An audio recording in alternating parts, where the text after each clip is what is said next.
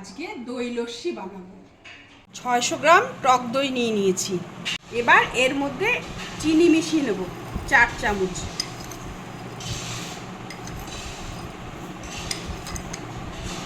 ভালো করে এবার দইটাকে ফেটিয়ে নেব চিনির সাথে।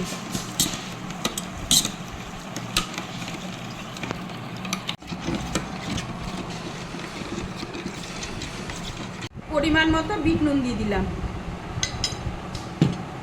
পরিমাণ মতো এমনি নুনও দিয়ে দিলাম, একটু চাট মশলাও দিয়ে দিলাম, ভাজা জিরের গুঁড়ো দিয়ে দিলাম। এবার মিশিয়ে নেব।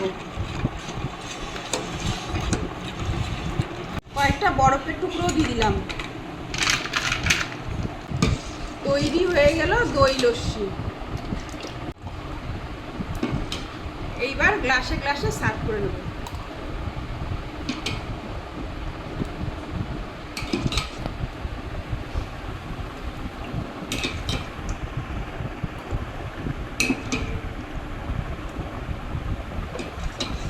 এবার উপর থেকে একটু ভাজা জিরের গুঁড়ো ছিটিয়ে দিচ্ছি।